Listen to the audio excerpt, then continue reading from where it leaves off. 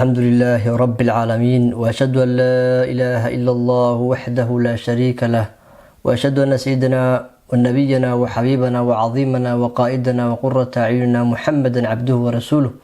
اللهم صل وسلم على زين الوجود سيدنا ونبينا محمد وعلى آله وصحبه ومن اتبعهم بإحسان إلى يوم الدين، وبعد. السلام عليكم ورحمة الله وبركاته.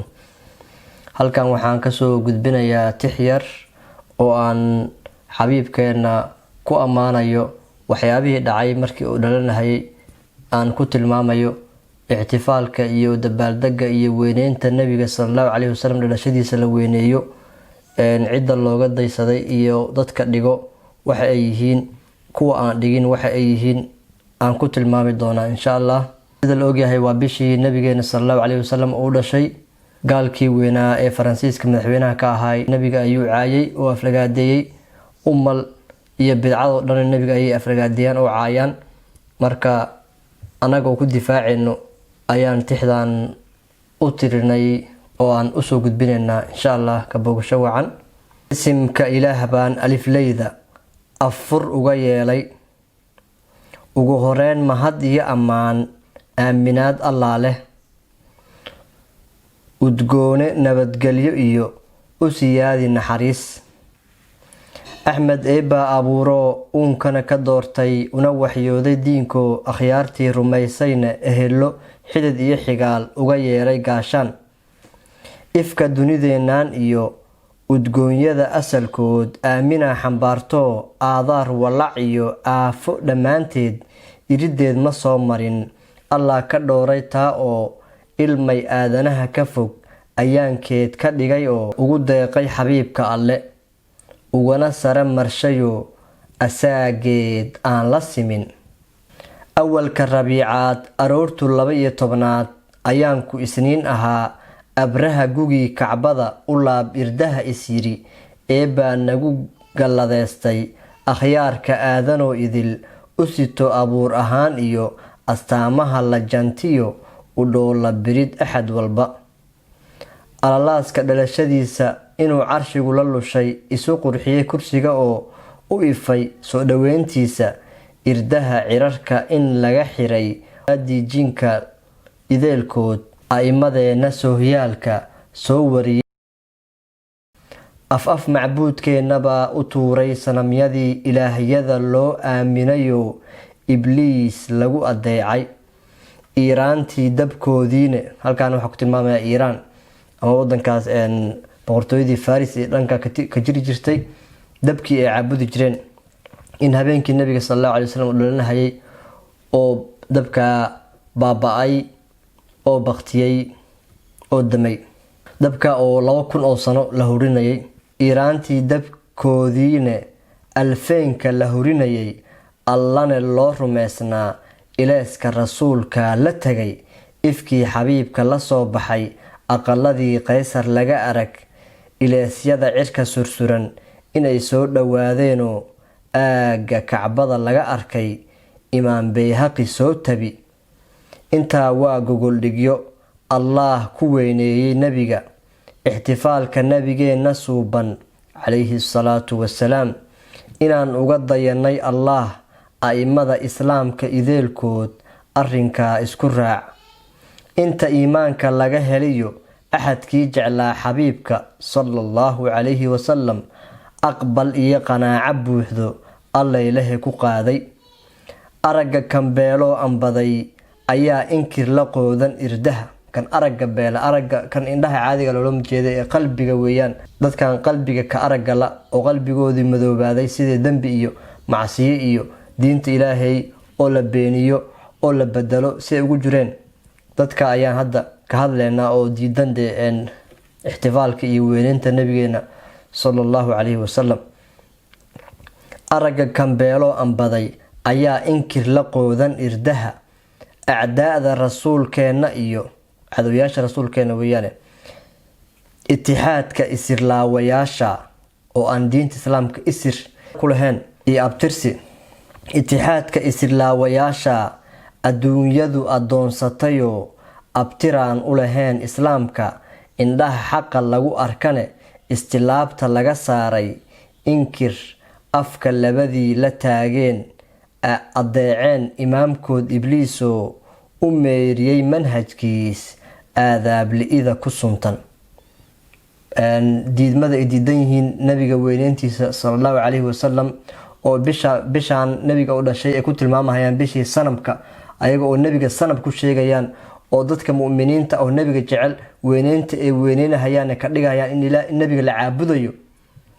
marka arintaa waxaan tilmaamayaa inay ku raaceen ibliis oo manhajkiisii aadaab li'ida ku suntanaa oo ku calaamadeysnaa ee qaateen.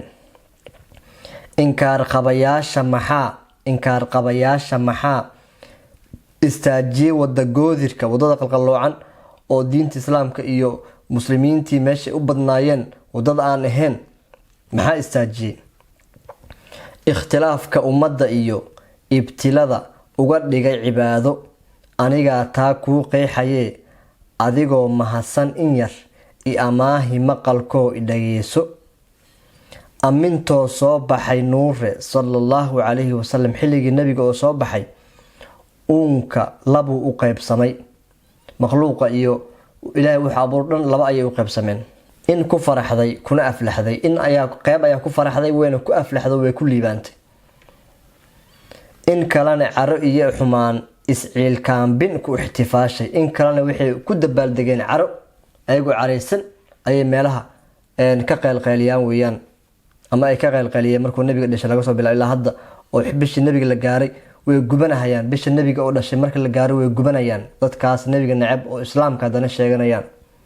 maxamed abdiwahaab ayay weyneynahayaan oo isbuuc dhan u dabaaldegahayaan, ayaga oo dhahayaan markii la weydiiyo maxaa ninka ugu dabaaldegaysaan oo nabi maxamed ugu dabaaldegi laadihiin oo mawliidka bidca ugu sheegaysaan, waxay leeyihiin ninkaas diinta wax weyn ayuu u qabtay.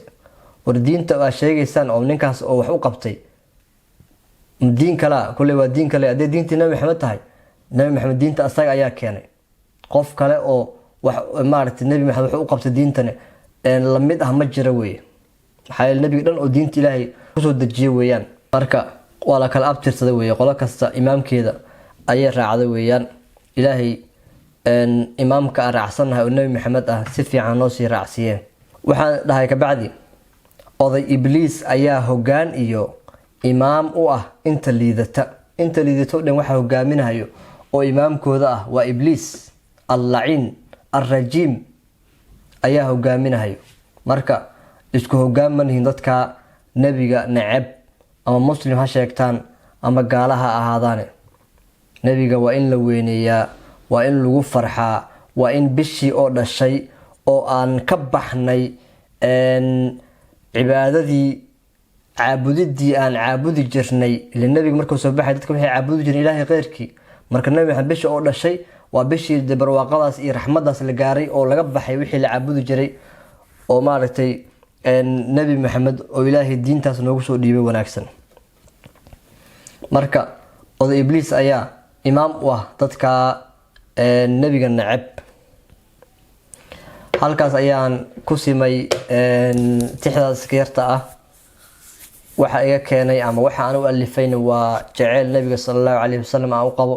ilaahay ha naga aqbale inta muslim ah oo nabiga jecelna insha Allah ha sii sheer galayaan oo hala wadaagaan muxibiinta iyo caashiqiinta iyo kuwa dadka nabiga jecel, akhyaarta nabiga jecel hala sii wadaagaan insha Allah.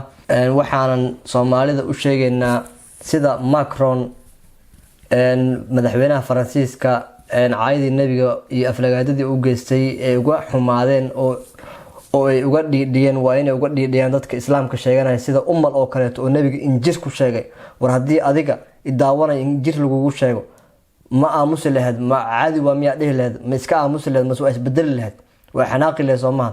haddii waalidka lagu sheego ama walaalaha ama xaaskaada ama hooyada ama qaraabadaada ama qof kuu dhow haddii lagu sheego injiroole la yiraahdo oo weliba injira la guri jira la yiraahdo, soo kama xanaaqis? waa wax laga xanaaqo wey waxaas. marka nabi maxamed ma ahan wey waxaas. adduunka qofka ugu nadaafada badan ayuu ahaa, injirtana nadaafad darro ayay ka dhalataa.